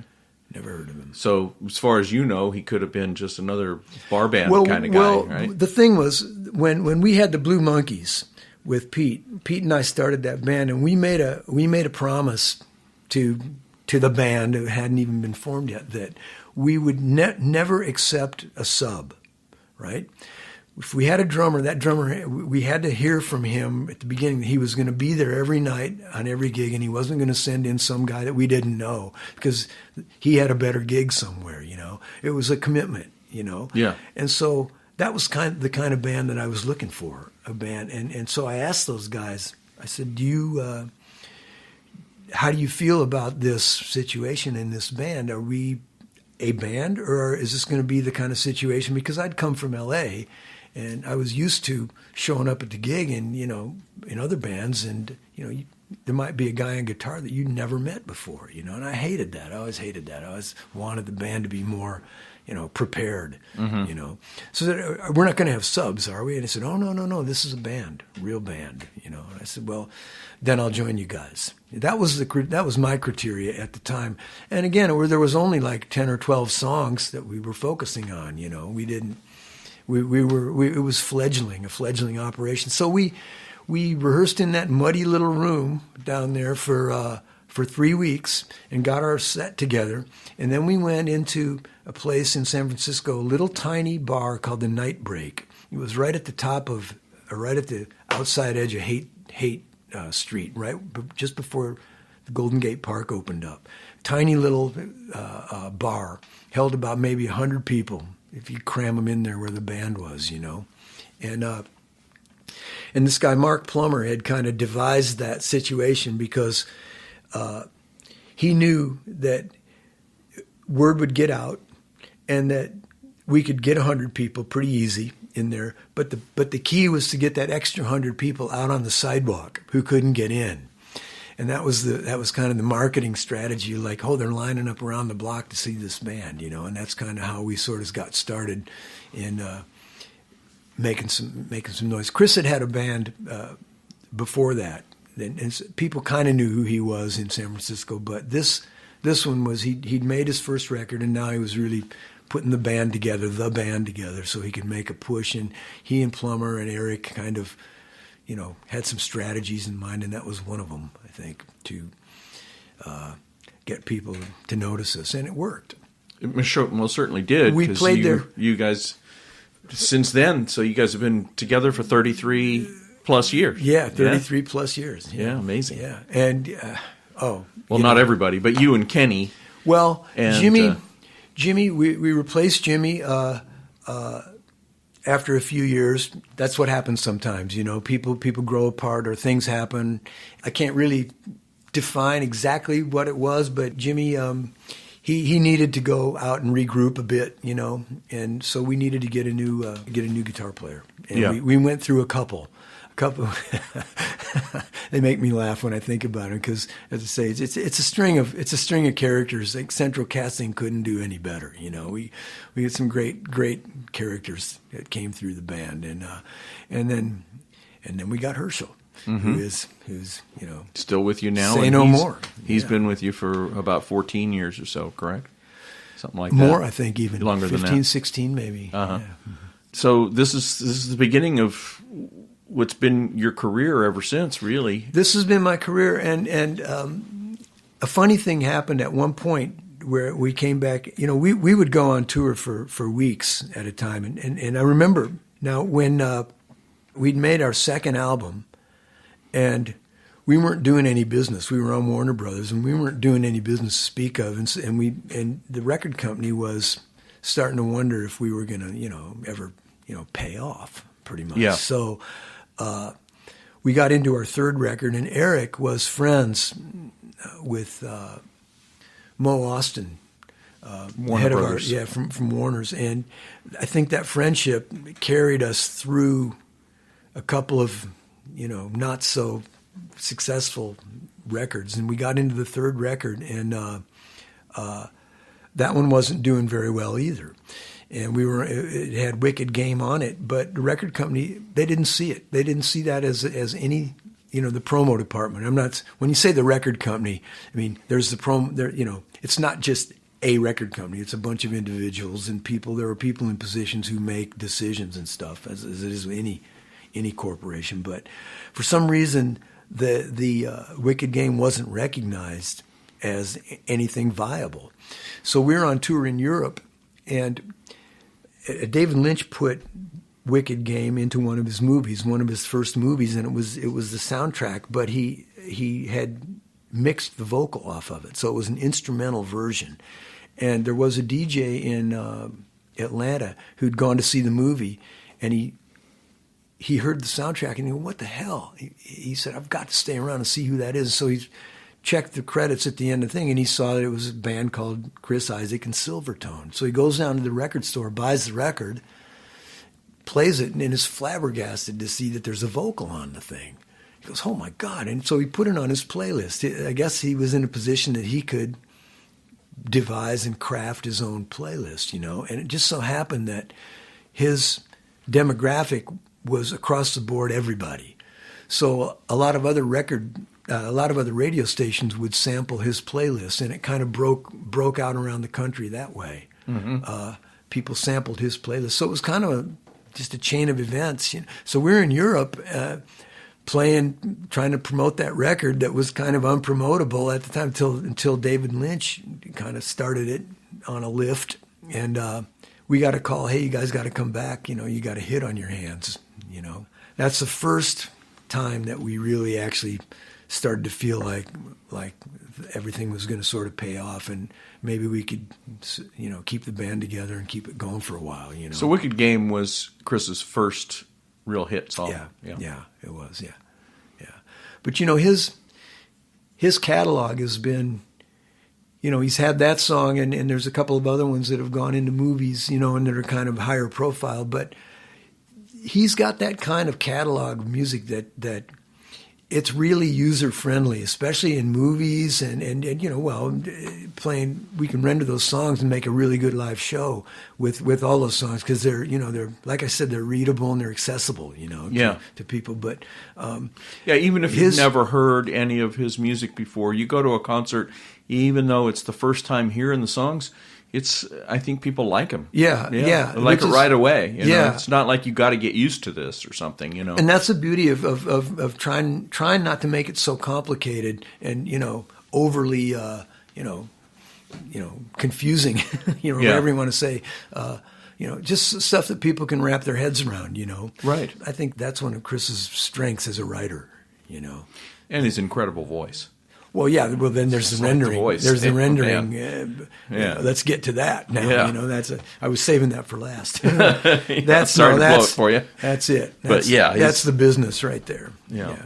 So for the listeners, I started working with you guys last October 2017, and it's just been a blast. Yeah, it's a great. Yeah. You guys and the band are great, and the crew's great, and the whole organization is wonderful, and the show is fun. I'm still, after, I don't know how many shows I've seen, a lot, and I'm still laughing. Yeah.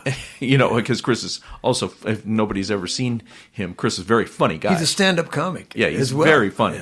Yeah. And he's funny every night. It's not like exactly the same every night. It's a little different, A little different, Yeah, wonderful. Yeah, great band. But we've been through ups and downs and everything, but pretty much we've managed to keep it together. And the most amazing thing to me is when we walk out on stage every night and there's a full house. It's just like, even at this point, it's like I just raise my hand and go, "Thank you, universe, for this." Well, because without people coming down to see us, and what do we got? We got zip. And people come back because Chris, I think almost every night, always says, "How many people have seen us perform before?" And the majority of the audience raises their hands. So they love it, and they keep coming back to see it again and again. Yeah. Yeah, it's amazing. Yeah. That's it. That show's a great show. Yeah. When it's like that. Hallelujah. Yeah. Yeah, fun. Okay, so that takes us through your entire career pretty much, musical career. Mm-hmm. But you mentioned about the watercolor painting. Yeah. Well, so we got to get a little of that in there. Okay, We're going to find out about this. Is a little unusual. There was a time there, maybe I'm thinking about 1996. We'd been on a big tour, and I had begun painting a little bit, or re-entered the idea of painting, and I liked watercolor because it was easy to carry around. Like I could take my whole watercolor kit anywhere and paint, and then take the painting back home or whatever without having to be too careful. Like oil paint is it's like carrying a piece of buttered toast around with you, Yeah. But watercolor dries and it's portable, I guess is the word I'm looking for. You put it in a tube or something? Well, yeah, you can't. Well, yeah, that. But you can just carry it home. It's easily portable. So I was kind of into that and got into painting places around San Francisco. Because as I say, I always kind of had an eye out for stuff that looked cool, and that could be put in a frame. And I wasn't into photography really, and so there came a point where I had this easel that I had customized to make it into like kind of a carrying case little easel, and I'd always go outside and paint, and on the scene. I never painted in the house or anything, so I'm always outside and carrying my little work box with me, and it was wooden. So at one point we'd come off a tour, and I was really exhausted from this tour, and I wanted to go paint just to kind of open up another, kind of almost as a balancing kind of antidote to being on the road, Mm-hmm. and went to open up my easel, and it was something had cracked on it. So I said, "Oh, I'm gonna fix this up." So I was gripping this one wooden leg of my easel and carving a groove out with a chisel with my other hand and pushing hard, and the chisel was dull, and it slipped out. And I shoved that chisel right through my middle finger, which is the pivot finger of my left hand on the base, right through the callus, right in under the fingernail, just with full force, right in underneath. And I pulled it out, and never mind the pain, but I just looked at the wound in my fingertip and said, "This is it. This finger is history. No way can I ever lay this on a bass string again." And as I'm thinking, but wait a minute. I live directly across the street from a hospital. So I ran over there, and, I got a rag in my hand, and I'm panicking and sweating, and I'm in shock, and I'm freaking out. And I go, my finger, and the guy goes, "Let's have a look." He opens it up. He goes, "This is your lucky day." I go, "No, it's not my lucky day." He goes, "It is, trust me." He goes, "You're going upstairs." He says, "The best plastic surgeon in the world is right upstairs in this room. He's just here for the day." I went up there. The guy looks at it. He said, "Okay." And I said, "You can't stitch through this callus." And he goes, "No, we can't do that." He said, "But we can tape it together." He said, "Now I'm going to get a magnifying glass, and I'm going to match your fingerprint up, and I'm going to tape this thing." He said, "Do not get this hand wet for a month." He said, if you do that, he goes, "You got a pretty good chance." So I taped it up. So I calmed down, and I went back, and I said, thinking that night, what on earth would cause me to commit such a faux pas, where was my judgment, like leaning on a chisel. Oh boy. So I'm thinking maybe I just need to really take a break and get away from this. So I said, I'm going to go to the Caribbean. I'm going someplace where I've never gone. So you were not on tour, you were off work. We had a couple months that looked like off. Nice. Yeah. I said, I've got to go somewhere and do something that I've never done before, someplace I don't even know anything about. I need to really turn the page here, So I went to the bookstore, got a book on the Caribbean, went down took my easel and went to the airport and flew to San Juan, Puerto Rico, while I'm studying places in the Caribbean to go in this book, travel book. I narrowed it down to 3 places, and I get to San Juan, and I go up to the Caribbean airline, the little puddle jumper down there, and I still didn't know where I was going. I was just going to go buy a ticket somewhere, And there was a guy in front of me, and I said, "Hey, you ever been to the Caribbean before?" He goes, "Oh, yeah, many a time." I said, "Well, here's my story, and I've got 3 places." And I said, I want to go somewhere where nobody ever goes, And he goes, "Well, let me see." He said, "Oh, God, you've nailed it." He goes, "This one right here is where you want to go. It's a place called Dominica. There's no tourists there really to speak of. There's no beaches." He said, "It's just a place, So I said, "Okay." So I went, bought a ticket to Dominica, got on a plane, and went down there, and after a few wrinkles in the plan, I got everything together and ended up in a little village down there, a little fishing village in the very southern part of the island, and made some friends down there. And I've been going down there to paint a lot. You still go there? I still go there. They happen to be the place that got smashed, leveled, and raked by that Hurricane Maria. Yeah. Last fall. I just got back from there a while ago, and just to see how it did. And they're equally, if not worse, in worse shape than Puerto Rico, was after that hurricane. But those people are tough, and they fish by hand down there, and they make their little wooden canoes by hand, pretty much, and row out and fish for swordfish and marlin and things, but with hand lines.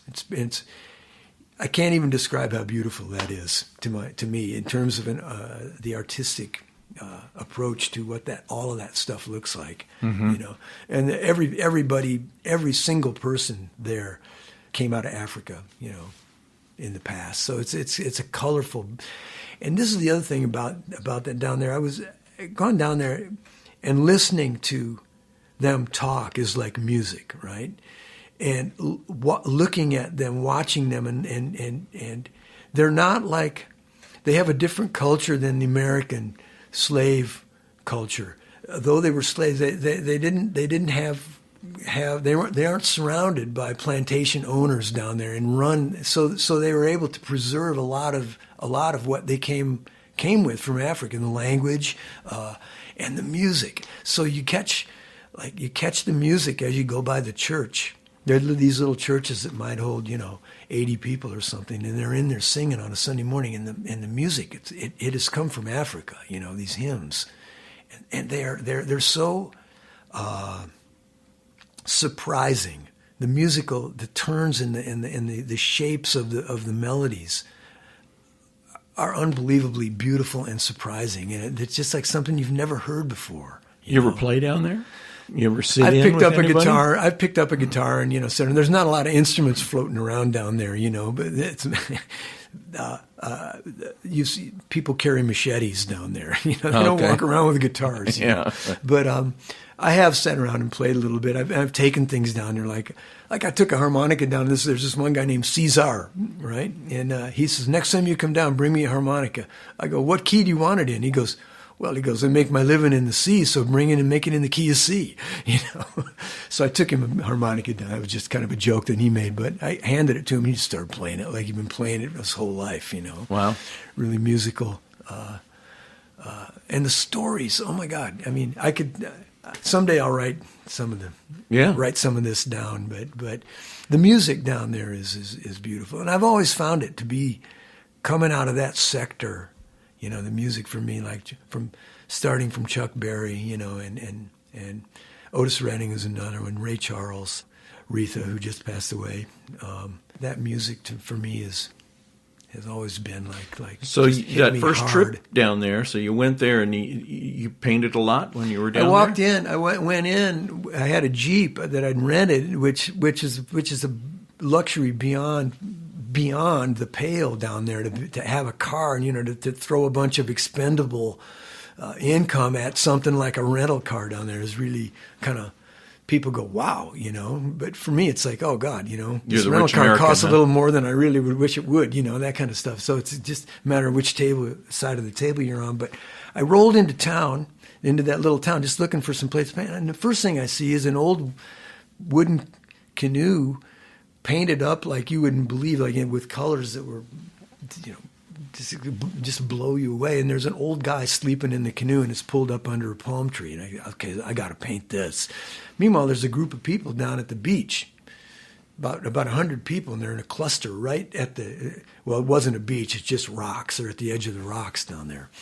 So I pull out I've got my big straw hat on, you know, and my Jeep, and I've got a black book, and I pull out my sketchbook, and this guy's asleep in the canoe, and I start sketching him. I'm sketching away. Pretty soon I realize, I'm surrounded by all these people. They've surrounded me, and they look hostile, and they're glowering at me. And one guy, big guy's got his shirt. His shirt's not buttoned up, and I see he's got like a machete scar, like right in the middle of his stomach, you know. And he looks mean, and he comes up and he goes, "What are you doing?" I go, "Well, I'm sketching this guy because I'm going to make a painting of him." And he goes, "No, you can't do that," you know. And I'm going, now when, you know, how am I going to get out of this one? And I said, basically, this guy's working for me here. I said, I don't want to wake him up, but when he does wake up, I'm going to pay him, you know, for his time. And as soon as I said that, they all kind of relaxed a little bit, so this guy who had confronted me later became my number one, like, best pal down there. I mean, he's like a soulmate friend of mine. His name's Razorblade. But he's got a couple other names. But I asked him why they, and he, you know, he's 70 now. You know, he's the same age as me. Well, I'm not 70, but he's in our generation. I said, why do they call you Razorblade? He says, because when I was young, he said, I had 9 girlfriends always. And I said, yeah, hence the name. Yeah, you own that. He told me later, because later on when I went, actually his house had gotten blown away in a hurricane, so I helped him put together another little shack down there. And so every time I go down there now, he and his wife cook for me, and I stay with him, and he's just my right hand man down there. We just hang out, and he goes with me when I paint, whatever. And, nice. That's a cool story. Plus, he's a liaison between me and the village there. Because there's a lot of What stuff. language do they speak there? It's called patois. It's French, English, African mix. Oh, very hard to understand. It takes a while to get your ear tuned into it. But some of them speak English, obviously. Not too well. Not too well. And if they do, the accent is so intense that you can't. It's really hard to dig it out. But there's a lot, of course. I don't pretend to be part of their village or anything. There's oodles and oodles that I don't know and don't know about and don't want to get into. In a cross. I don't want to cross any. There's voodoo stuff down there. There's all kinds of stuff. That happens down there. Like the stories are people with one leg, and you find out how they lost the leg. It wasn't an accident. It was it was kind of like he was bait, for a situation, and he wandered into a trap. There's some infighting, and it's an intense situation in that basically because people are struggling, to eat, and the fish they catch equals their worth. And so if somebody goes in and gets jealous because someone's catching more fish than him, and he goes out in the middle of the night and tears a hole in their net, that guy may, for instance, become the target of a voodoo curse, which sounds like it's magic, but it's actually herbal stuff that go into people's food. They slip you a Mickey and messes up your brain. Oh wow! That's real. It's an herbal, and they understand the herbal, qualities of the plants that are growing around there, and they know how to mix them, and do things. So it's kind of, anyway. The painting is actually a second career for you because you're selling your paintings. I am. I sell particularly. Paintings are for sale, but I like to sell prints off my website. Oh, okay. Which there's ways of recreating a watercolor now that's kind of almost hard to tell because from the original. These are numbered prints? You can number them, but if you take the original and capture it digitally and then reproduce it with equipment and pigments and inks and on that same kind of paper that the original was on, it's pretty hard to tell the difference from the original. So you're making your own fakes. I'm counterfeiting my own paintings and selling them to you. So, if somebody wants to see and or purchase any of your paintings, where would they go? They would go to my website, which is it's RolandSalley.com. That's ROWLANDSALLEY.com? .com. Okay. Yeah. Well, that's easy. Yeah. RolandSalley.com. And I'm going to check that out. I want to see your paintings. Yeah. Please do. Yeah. I'll be waiting for you. All right. That's so cool. So you're doing this, and you're still painting. You bring your little kit on the road? I haven't brought it recently because mainly because the airlines are getting really, really shitty with what they're allowing you to walk in the door with. Won't fit in your suitcase? It doesn't really fit in my suitcase, and it's a lot to carry around. I used to do it, but it's a lot to sort of slag through the airports with. Kind of like me carrying all this microphones and stuff around to look do at all this. Jeez, crazy man, you. It's a bunch of stuff. Yeah. Just to do a little interview. Mm-hmm. But one thing too is you talk about being on the road with crews and this and that and the other thing, and groups of people, We've got I think the best crew that we've had out here on the road, and you've been a big part of it. Oh, thanks. Your prowess out there twisting those knobs is damn good, man. Damn good. I appreciate that. Thanks. Yeah. I love doing it. It's a great camp. It's a lot of fun, great music, and great people like you. Yeah, really, really good. To be continued. Thank you for that. Yeah, I'll stick around as long as you guys will have me. I'm one of the newer people, but I'm not the newest now. We got a few newer. That's right. There's some newbies out there. Yeah. You got. Some, I already got seniority. You got seniority. Yeah. All right, Roly. Wait, anything else you want to tell anybody? What do you think? I mean, we. Can you think of anything? I'm amazed that we got all this in. You got your entire life story, your career. I left out so much. Well, yeah, I'm sure you probably have a very interesting life that has a lot more stories, but we can only have so much time that we can devote. Games of Russian roulette, you name it, man, all kinds of wacky stuff. We'll have to have you come back. Maybe in a few months or another year, we'll revisit this and we'll pick up all the stuff that you didn't get a chance to tell me. So, signing off, Roly Salley. Thanks, Ross. Been a pleasure, man. Thanks for stopping by my hotel room. All right. Indeed. Take care, Roly. You too, buddy. We are currently looking for sponsors for the Rossaround Backstage podcast so that we can continue to bring you interesting stories like the one that you just heard. I can be reached through Facebook or email me at rosspallone@me.com. Thank you for listening. Man, I was mistaken about the stuff I own, till I lost my baby one day in a big cyclone. We really ain't got nothing in this world that we're born into, except the time and the power to make a couple of dreams come true. Couple dreams come true. Yeah, a couple of dreams come true. Oh, make the dreams come true.